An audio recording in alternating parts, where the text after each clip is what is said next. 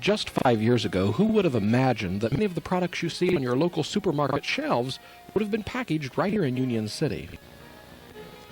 But it's true, and after celebrating only its third anniversary in business, Union City's newest industry, Phoenix Packaging Corporation, is not only doing well, its business is growing daily. And if you want to know more about the company itself, first take a look at the dictionary definition of the word phoenix. The dictionary definition of phoenix is a mythical bird of great beauty, said to live 500 years or more, to burn itself and rise again from the ashes in freshness and youth, and live through another cycle of life, often an emblem of immortality. Corporation President Carla Desi explains what actually goes on inside Phoenix. The Phoenix Packaging is a contract packager and a custom packager of food products. And what we do is approach different major warehouses and customers and buying groups throughout the United States and supply them with their name on a particular label of product.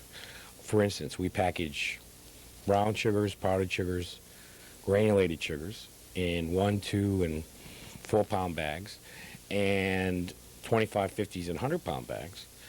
We also package cornstarch. We also package coconut. We also package rice now. We're one of the major packagers of private label products in this area, hopefully someday in the United States. Along with Mr. Adesi, lifelong Union City resident Chuck Jeffries was instrumental in bringing Phoenix to Union City. Now, at first, Union City didn't seem an ideal location for the new facility, but the spirit of the community and the desire of its leaders to see new industry evolve here eventually made Union City an ideal location. Both had worked for a small sugar packing plant, something like Phoenix, about 5 to 6 years ago. We both left that job and went to other places. Mr. Jeffries went to Consolidated Cone, and I went to Great Western Sugar Company, where I was a sales manager. As time went on, I saw a need in the marketplace to develop a small company. I was then still working for Great Western. Mr. Jeffries had left Consolidated Cone, and we were working together and trying to form this company. The interesting thing that came about was that the company that we formerly worked for, which was Food Packaging Incorporated, had closed down and was up for auction in Dayton. So Chuck and I, with the help of many local private investors, got monies up, and we went and bought the equipment for 10 cents on a dollar there.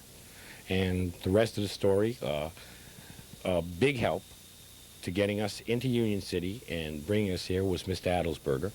He helped us with the land. The Union City Body Company gave us 6.5 acres of land for $2. And that's the story. We're here and we're going, and we're going to grow. And growing they are. One quick look inside the facility shows both production and storage quickly outgrowing the present available space. The production capabilities in the plant are changing daily. Okay, and the reason I say that is we've been bringing on more and more equipment since opening. In the past 6 or 7 months, we brought on a new packaging machine that can do in excess of 200 to 250,000 cases a year. We brought that on because we got the refined sugar contract, and they wanted a certain size box in the granulated category. We have 10 other lines out there that can package in excess of 1,750,000 cases of sugar. Right now, we're running at a clip of a little over 1.2 million. Sales manager Dave Graham believes their efficient labor force is a key to the Phoenix success.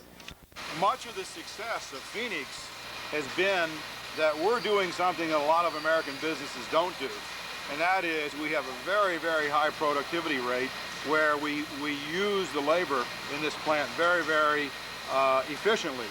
And it's kind of indicative of the competition that many American businesses have with other parts of the world, where we've been unable to produce automobiles as efficiently as the Japanese or certain kinds of electronics or the Koreans or other things. But this type of plant is what you'd see if you travel to the Far East, because there you have a lot of dedicated labor that works very hard, that produces a lot every day, and does it at a relatively low cost.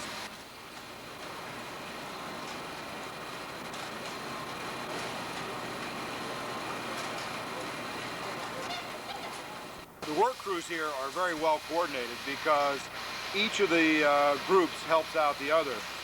Mostly the women that are on the packing lines actually sealing the cartons couldn't operate if you didn't have the mixers or the blenders who were able to give them the product on a steady basis, and the forklift drivers are able to supply the sugar and the rice and the other products very quickly. And by each of them working together, at the end of a shift, they've turned out a lot of product, and it's all been packaged well, and it's ready to go to the customer. Currently, we're running 2 shifts a day. We run in the morning-afternoon shift, and we have a shift that starts in the afternoon and runs through until midnight. At times, we have run a 3rd shift, although that kind of strains things a little bit. But 2 shifts is a very efficient operation for us. And Phoenix management's knowledge of the packing industry has given the company a good head start.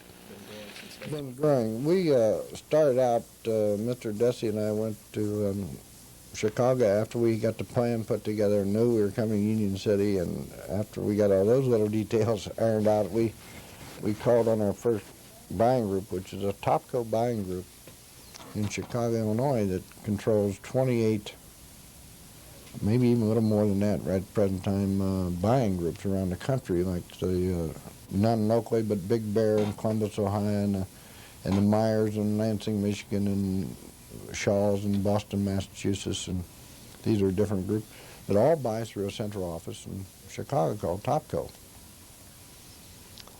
We showed them our plan. They had had a little trouble with packers before the past year, and they agreed to give us 5 divisions to start with. Well, within 6 months, we had 15 divisions.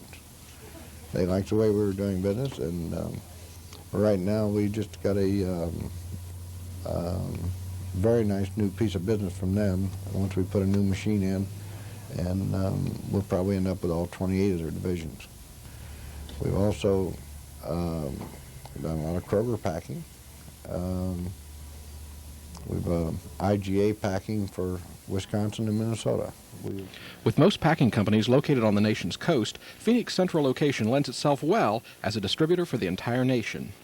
Where we pack for either the Defense Department or for the Veterans Administration, we're now shipping rice and other products down into the South, down into Virginia and in the South, up into New England, various parts of the Midwest. And there's an increasing number of sugar customers who want a company that can reliably pack a good product for them. And this is beginning to fan out in more and more directions. So the number of customers we have grows month by month, and it's now spreading to a good part of the United States. From management through labor, Phoenix seems to be pleasing its customers in everything they do. And although Phoenix packs many items with different brand names, one may also begin to see more and more products with a Phoenix label. Now, just how far can a company like Phoenix go? Well, company president Carla Desi explains. Basically, the potential for Phoenix is phenomenal. Right? We have found that we fit into a certain niche in the sugar industry and in the food industry where we can custom package any product a particular customer would like. Phoenix, I can tell you honestly, Phoenix within the next 6 to 12 months will have a satellite plant in California. We're looking to put a satellite plant in New England to service our customers. It will not take any business away from Union City. In fact, it will enhance the business in Union City. We're going to enlarge this facility within the next 12-month period by 30,000 square feet, which will be doubling its size. We will be installing silos to carry bulk sugars and bulk products, and hopefully install a machine that will package 5-pound sugars, as you see in the local supermarkets. But again, you know, the growth is phenomenal for Phoenix. The opportunities are here. The people are here to do the job. There's no better place that I know of that we can go to get the results we're getting now. Phoenix, very simply, to get back to what I had told you, Chuck and I had worked for that company. It had gone bankrupt, and we bought the equipment from it. I was working for Great Western, which was owned by the Hunt brothers, and we all know what happened to the Hunt brothers out of Dallas. They lost that company, so what Phoenix represents is a mythical bird rising from the ashes of those two companies and forming Phoenix.